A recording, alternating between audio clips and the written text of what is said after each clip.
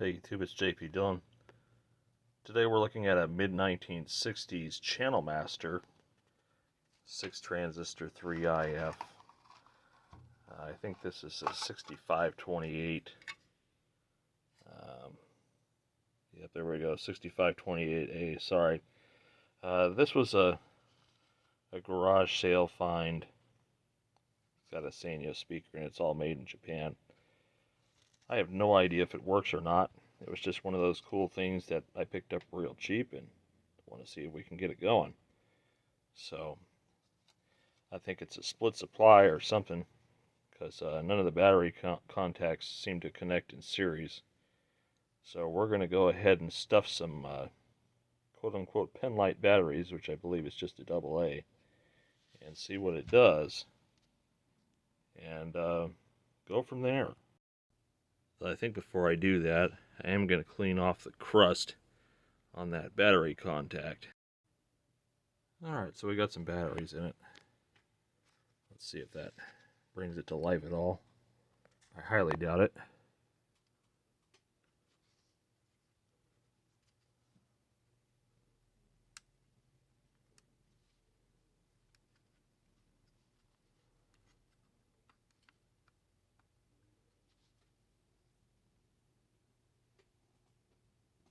Yeah, so much as hear a hiss from the speaker.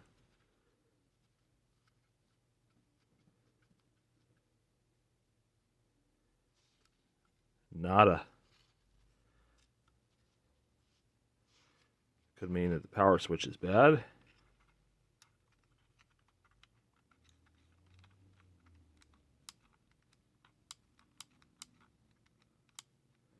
Could mean that our power's not getting to it.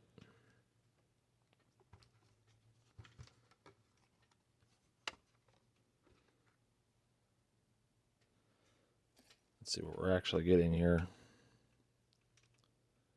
On the contact side. Alright. Let me mount the camera. Okay, we're going to take some measurements and see if this thing is alive.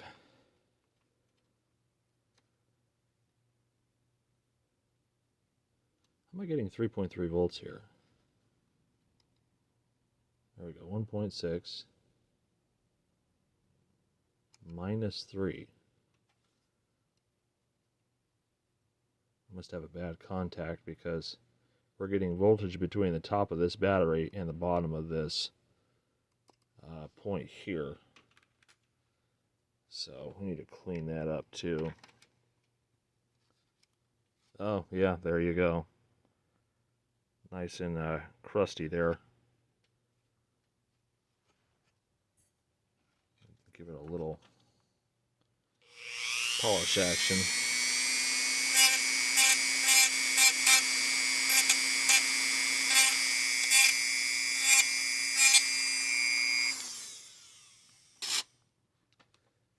Definitely has to be contact there, otherwise it's not going to do much. I heard something from the speaker.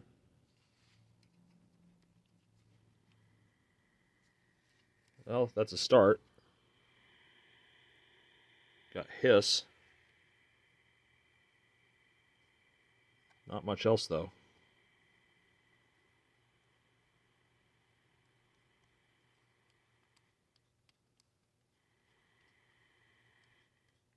Alright, let's grab the signal tracer. And let's see if we can see if the front end and the IF is running. Alright, so let's throw the signal tracer in the mix.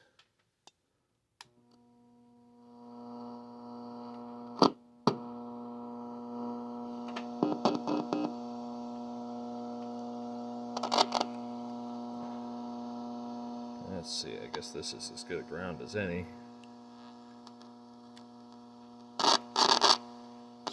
Super high gain, lots of noise. Alright, let's turn this on.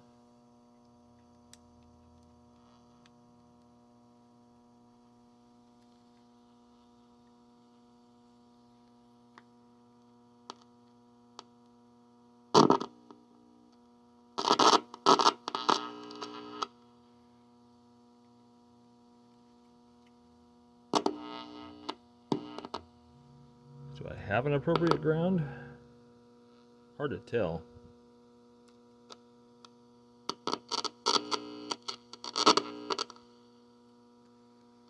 Let's make sure we're still lit up here, because I'm not hearing the hiss from the speaker that I was before.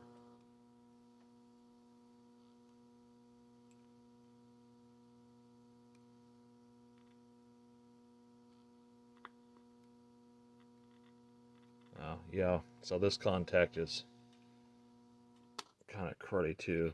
Not sure if I want to listen to that hum. Let's clean up this contact a little bit. Or contact looks clean, it's just not. Yeah, metal fatigue. These contacts are awful. They have no springiness left in them. Alright, there's our little click from the speaker, so.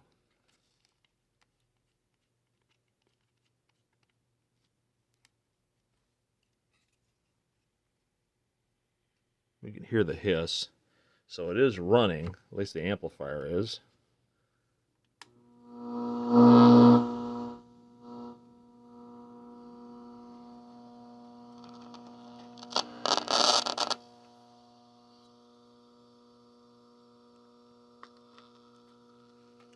See if we can probe around and find something here.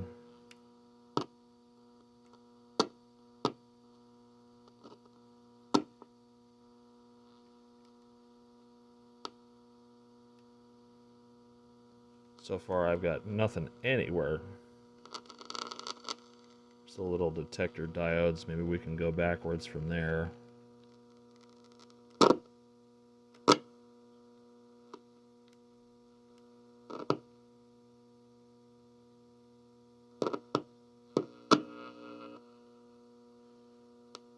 Yeah, I don't think much of this is running at all. It's a little thermistor for the amplifier.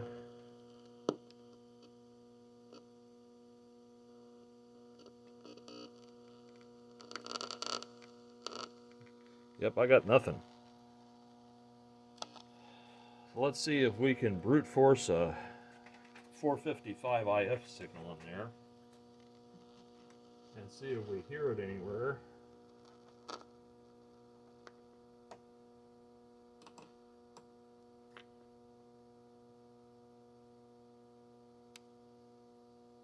Let's see, kilohertz.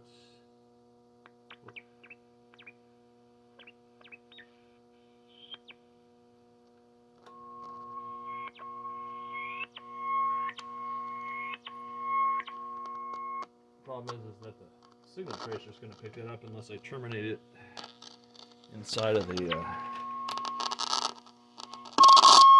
So I know the signal tracer is working.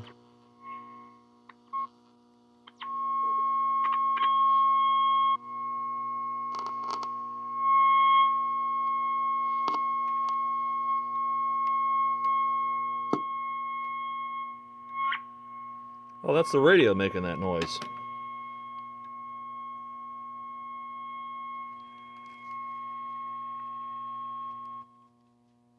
Well, that pretty much confirms that our IF is working. Because that's a 455 signal that I'm just hanging adjacent to the...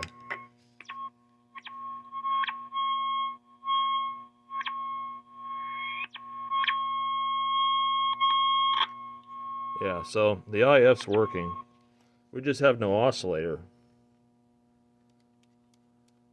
So, next step here is to get the board up. And if we're lucky, it's just a couple of capacitors in the oscillator circuit that are defective. Could also be a transistor, but let's get the board up.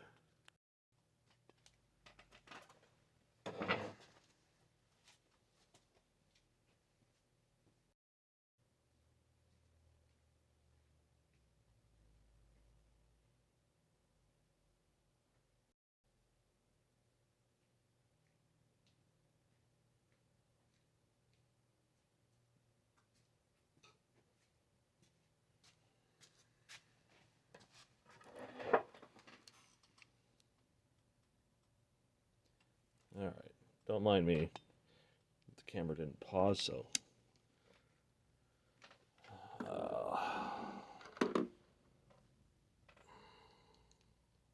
let's see what we got as far as our capacitors are concerned. There's this one here. Yeah, that's dead. Absolutely dead. And let's see, we've got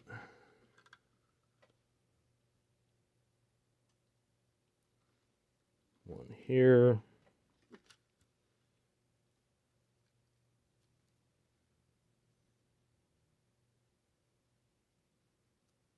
That doesn't register at all. Let's see if the big boy here at the power supply side registers. Probably not.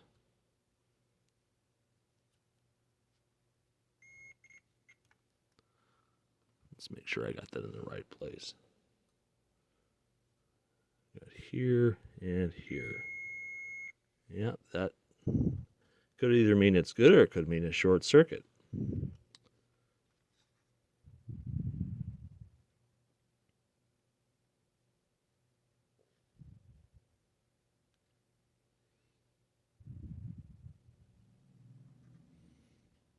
Yeah, and then we have these last two over here.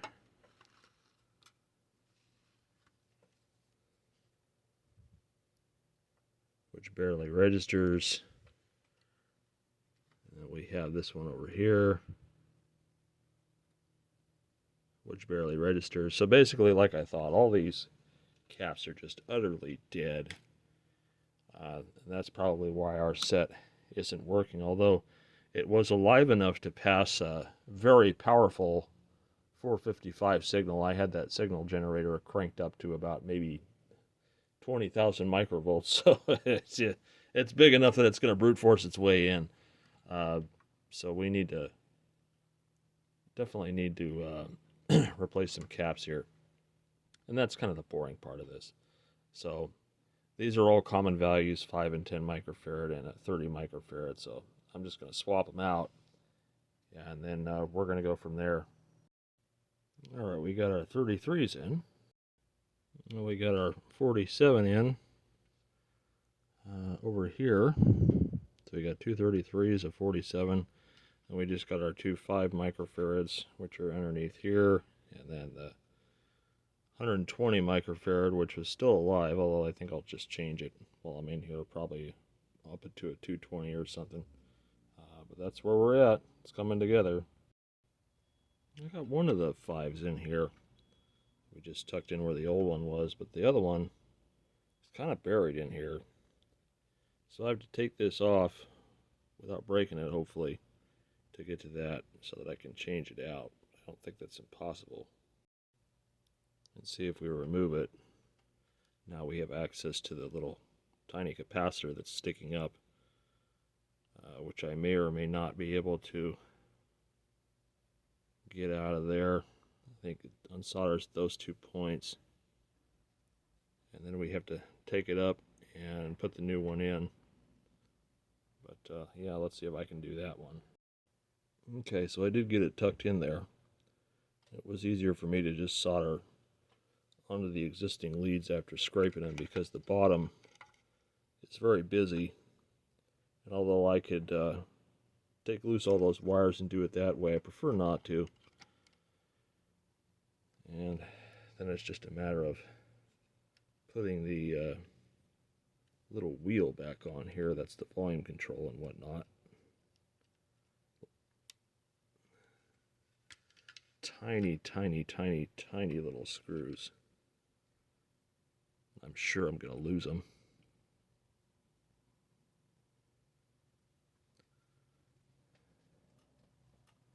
It's interesting that this one's a hex nut instead of a slotted screw, which you'd more commonly see in Japanese radios. And then let's see, I'm just going to tighten this down.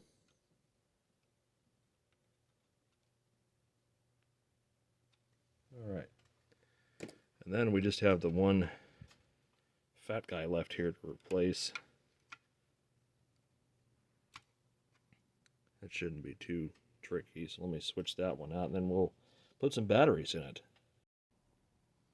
All right, so we got all of our fancy caps in. We're going to see if this actually fixed it. I have my doubts, but we're going to give it a shot anyways.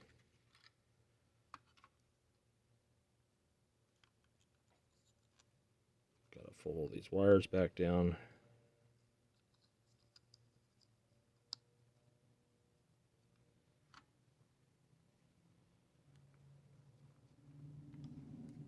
Put our keeper screw back in for the tuning dial. And let's set this back in here. We have to put the screw down to hold the board in place because the terminal that contacts the battery is on the board, and I don't want that sliding around. Knowing my luck, it will break.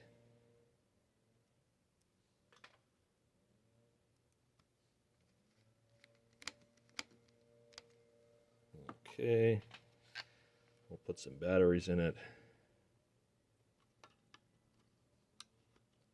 Craptastic Duraleaks.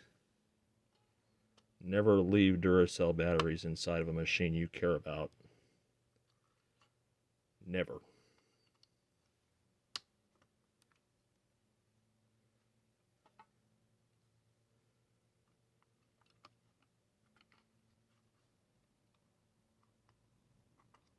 Okay, let's see if this does anything now.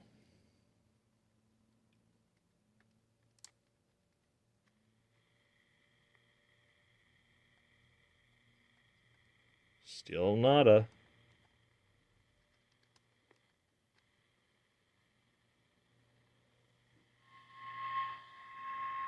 We have our 455 there. So the oscillator transistor is definitely not doing its job. And that could be this guy, that could be this guy. Because this is between IF, so it's probably, one of these is your RF amp and the other one's your IF amp. But yeah, definitely need to come apart and do some more troubleshooting. And then I think for sure,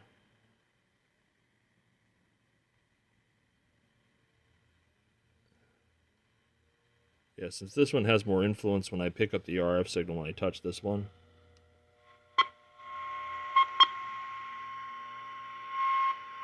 Versus this one.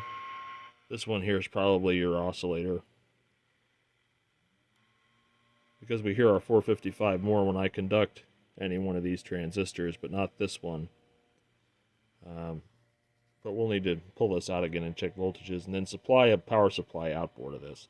I guess it does use 4.5 volts. It's a positive ground, so yeah, let's try to figure this one out.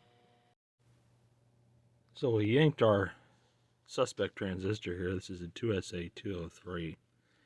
And I'm going to put it on the tester and see what it identifies as. Alright, survey says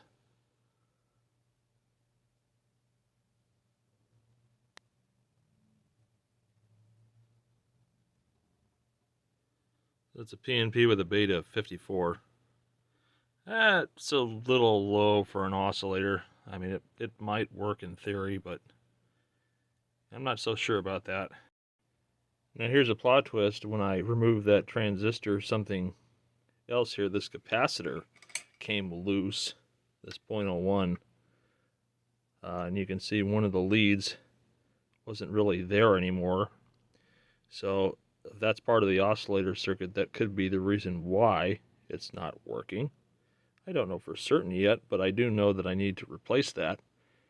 So let's get another 0.01 microfarad in there and put the transistor back in and see if that changes anything. It may or it may not. Alright, so we got our transistor back in, our little 0.01 microfarad capacitor there. We'll apply some power to this and see if that changes our scenario any.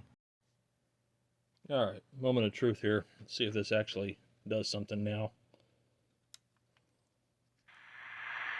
Well, static's a good sign.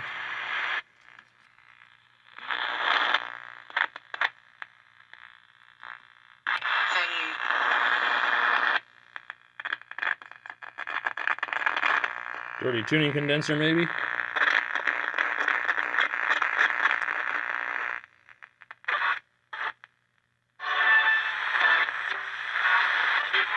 Got upper band, but no lower band.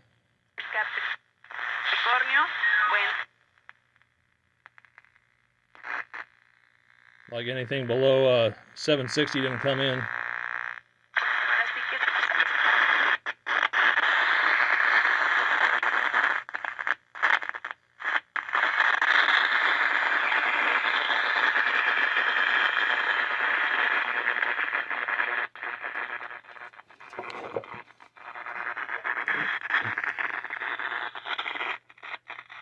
Of course, the more we manipulate this, the more crazy it gets, so maybe we got loose connections here on the board.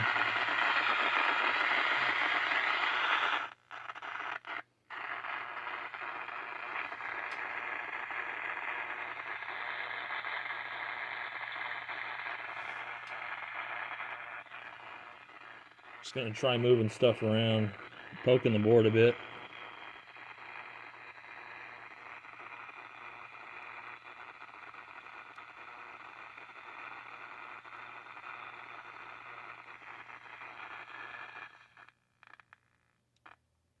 Yeah, there sure isn't anything on the low band.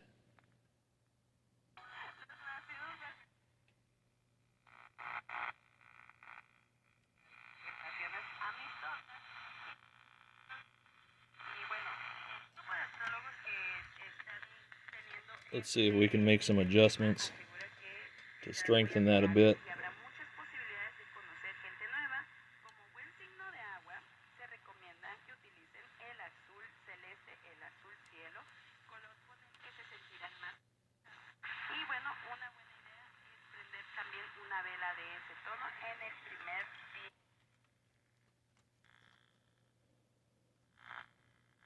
Yeah, intermittently the oscillator just stops working at that lower band.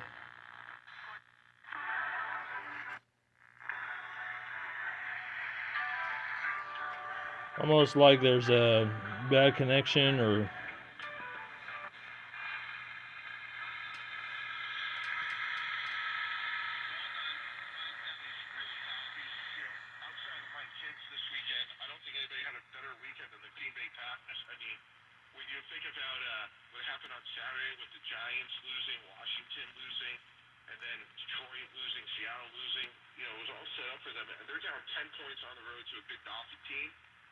just trying to peek everything out here and make sure I haven't missed anything.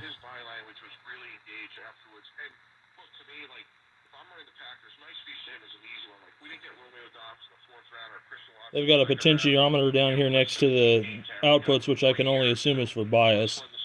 So I'm just going to leave that be since the sound it's putting out is okay.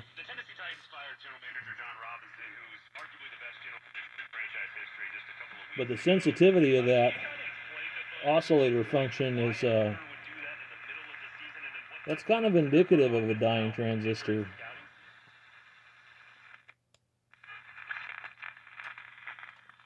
And it's hard to say because me touching things, or considering the bar antennas right here, is kind of influencing it.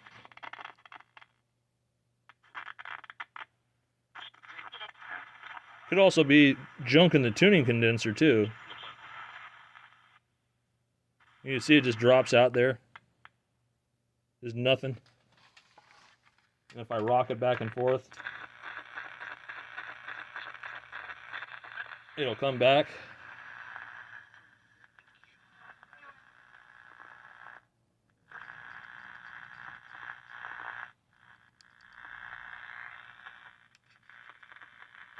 But I should be getting AM 600 down at the bottom, and I'm not.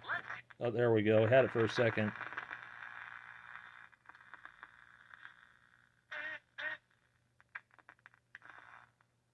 I think there's just junk in the tuning condenser, to be honest with you. But I don't know if this one's worth the hassle to tear it apart. I don't really think so. See if there's any other obvious signs of component problem here. I don't think there is. And when I tap on it, it goes dead. And then when I rock it, it comes back. So Probably a bad tuning condenser. Because there's 600. Tap on it, it goes away. Alright, let's do one last thing here before we rule this one out, and that's resolder all the connections on the board, because we could have some oxidized garbage on there that just wouldn't show up.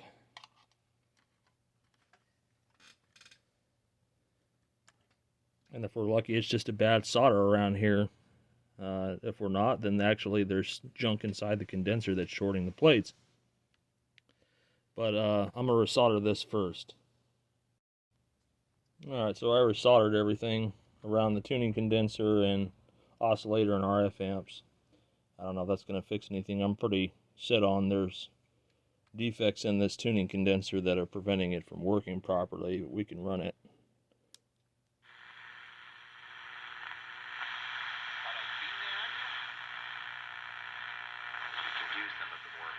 Sure is behaving a lot better, isn't it? Maybe that was it.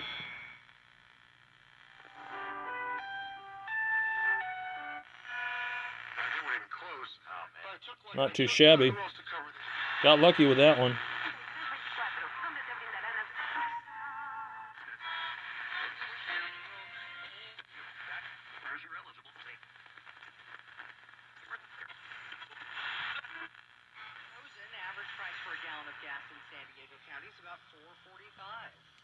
All right.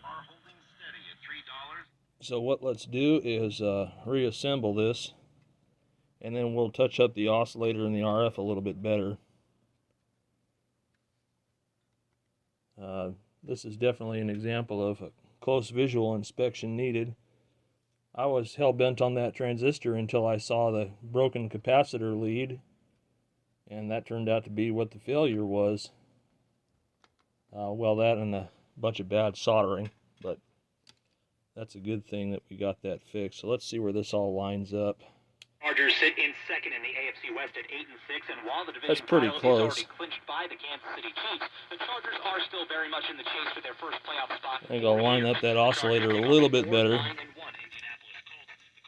assuming I can find the tool I just had in my hand.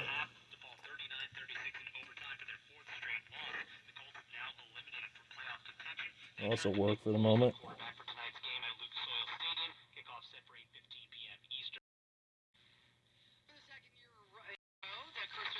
Box office was dominated by a mega blockbuster. Last year it was Spider-Man No Way Home. This year it is Avatar The Way of Water. And Carrick has more on who saw what. The RF is pretty good, and the IF is pretty good already. So the Avatar sequel topped the box office, adding $56 million, a drop 280 million.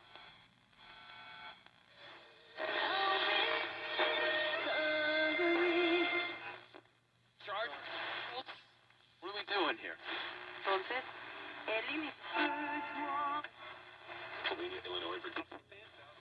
While promoting and preserving the natural environment. So whether it's bikes, buggies, trucks, or trikes, San Diego Off-Road Coalition Radio brings you very clear.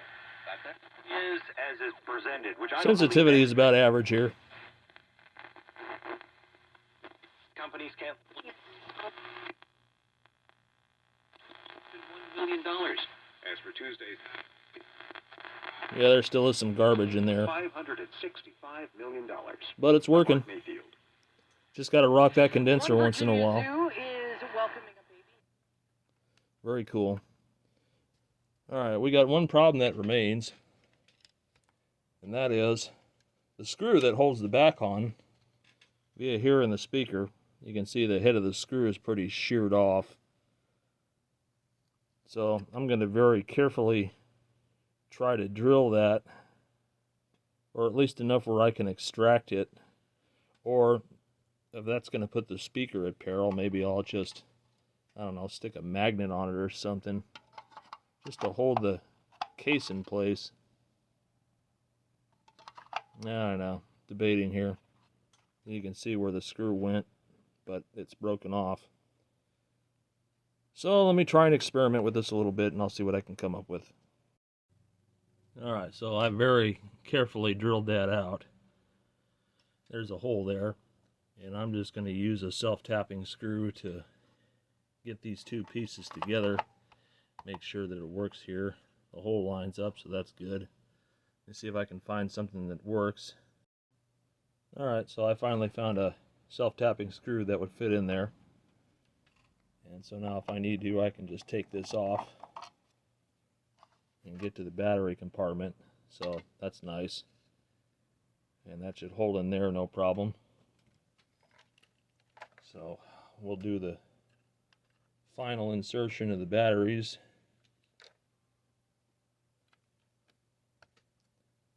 And do a final test of it reassembled and see if it's good to go.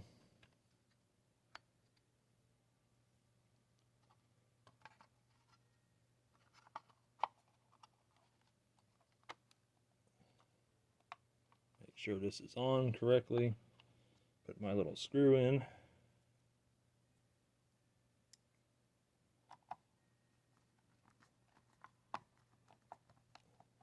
That needs to be a little bit shorter, I guess. Alright, let me get a shorter one. Alright, so I had to use a little bit of a shorter screw to get in there. By apartment set palm trees on fire, melted parts of nearby cars. Overtime touchdown. Working pretty good now. Q agenda. There's center. Maybe go. As I've gone through the mental.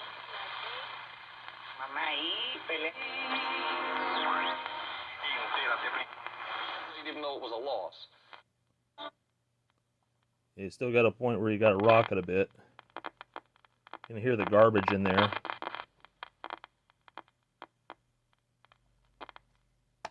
That's unfortunate.